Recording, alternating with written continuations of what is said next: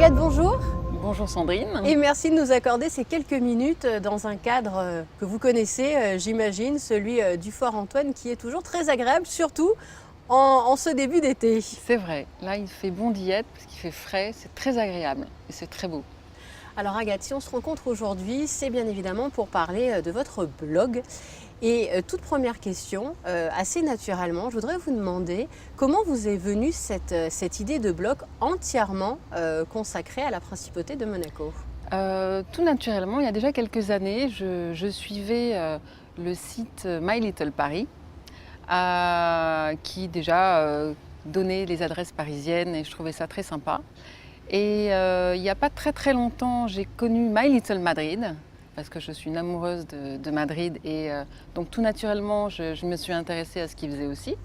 Et alors là, association d'idées, je me suis dit il n'y a pas de My Little Monaco en principauté et il faut qu'il y en ait un parce que l'idée de diffuser des adresses et des talents, c'est un peu la particularité de My Little Monaco, c'est qu'il y a aussi les talents,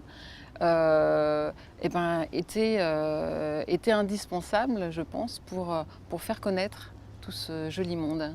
Et le nom finalement a été inspiré par ce que vous aviez vu donc sur Paris et sur Madrid. Exactement, oui. J'ai voulu un petit peu perpétuer le My Little que je connaissais déjà. Alors je pense que plusieurs téléspectateurs se sont déjà rendus sur ce blog. Est-ce que vous pouvez pour eux rappeler peut-être ce que l'on trouve sur ce blog et du coup présenter ce que l'on trouve sur ces pages pour les tout nouveaux ou futurs justement admirateurs et utilisateurs de votre blog? Alors dans un premier onglet, on peut trouver les restos-bars, donc tout ce qui concerne les nouveautés de Monaco ou les endroits revisités. Parce que parfois il y en a qui changent de décor ou qui changent une carte ou qui amènent quelque chose de nouveau, donc il est intéressant de le diffuser. Ensuite, il y a tout ce qui concerne l'art déco, identique, boutique de déco, galerie d'art, ou bien parfois je mélange un petit peu, comme il arrive à des choses nouvelles en principauté, type Photo Monaco, par exemple, qui a fait sa première édition cette année. J'ai trouvé opportun de mélanger un petit peu l'événement et le cadre dans lequel se trouvait Photo Monaco. Il y a aussi le Monaco Art Week qui a fait sa première édition cette année, donc c'était aussi judicieux d'en diffuser l'information.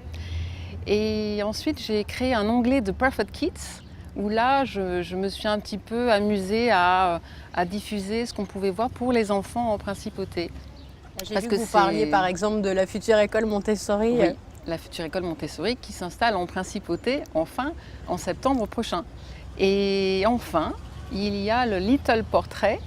Tous les mois, je me consacre un article à une personne, principalement des femmes, parce que je me suis dit que les femmes aimaient bien savoir un peu plus sur les femmes en principauté.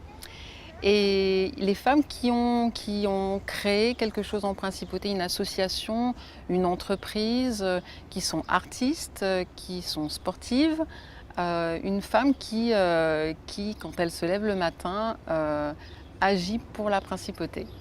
Vous proposez aussi, j'allais dire, à des personnalités ou en tout cas à des femmes aussi, par exemple, de livrer leurs bonnes adresses, par exemple? Oui, ça c'est en échange du portrait. Effectivement, l'article s'intitule Les 10 bonnes adresses d'eux. Donc lorsque je fais un portrait, le deal avec la personne interviewée est qu'elle donne ces 10 bonnes adresses en principauté, ce qui élargit d'ailleurs le panel d'adresses que l'on peut trouver dans le blog. Et ça, c'était quelque chose d'indispensable pour fournir ce blog et pour qu'il soit le plus pertinent possible. Agathe, il y a quelques minutes, vous parliez par exemple de ces portraits de femmes destinés aux femmes justement de la principauté pour apprendre justement des choses sur nos voisines, finalement, des fois des personnes que l'on côtoie au quotidien et que l'on ne suit pas forcément. Est-ce que vous diriez justement que votre blog s'adresse à tout le monde, c'est-à-dire des personnes qui vivent en principauté, mais aussi à d'autres personnes qui vont être peut-être de passage ou qui vont venir s'installer à Monaco et qui ne vont pas forcément encore savoir grand-chose sur le Rocher? Oui, alors justement, je n'ai pas voulu un 100% monégasque que pour les monégasques. J'ai eu envie d'un 100% monégasque, mais à la fois pour les résidents, parce que je me suis rendu compte, moi-même étant résidente depuis plus de 10 ans en principauté, je me suis rendu compte que on s'enroutine un petit peu dans un petit coin de la principauté, là où on vit en général et qu'on a nos habitudes. Les Et magasins, que l'école, ouais. sortir du sentier battu, c'est un peu... Pourtant, c'est une petite place, mais encore, on retrouve une petite place. Donc je me suis dit que même pour les résidents, c'était intéressant de connaître ce qui se passait sur le Rocher, par exemple, que j'ai découvert avec l'entrée en maternelle de ma fille, que j'ai redécouvert parce que c'était pas mon quartier. Mais du coup, je me suis dit, tiens, même en étant résident, il y a des choses qu'on ne connaît pas. Et puis, pour élargir le public, je m'adresse aussi à tous les visiteurs, que ce soit les visiteurs limitrophes ou même les visiteurs d'un week-end. Souvent, je reçois des emails. Dernièrement, j'ai reçu un email lors de l'Open de tennis. C'était un groupe de filles de Suisse qui voulaient faire 3 jours en principauté et qui attendaient mes suggestions les plus sympas pour venir en principauté. Donc, je m'adresse aussi à tous les gens. Généralement, en principauté, on peut y passer 2-3 jours très sympas. Et donc, je m'adresse aux visiteurs aussi, que ce soit européens ou même canadiens, parce que j'ai aussi des gens qui m'écrivent du Canada. Donc, c'est assez dense. Quels sont vos projets? Parce que j'imagine qu'il y en a plus d'un peut-être. Oui, il y en a beaucoup, mais chaque chose en son temps. Pour la rentrée, je prévois un changement de support de blog pour justement rendre le blog plus fonctionnel et tout aussi esthétique, parce que l'esthétique pour moi est très important. Il y aura une version vraiment que anglaise et une version que française, alors que pour l'instant, les articles sont traduits, mais à la suite.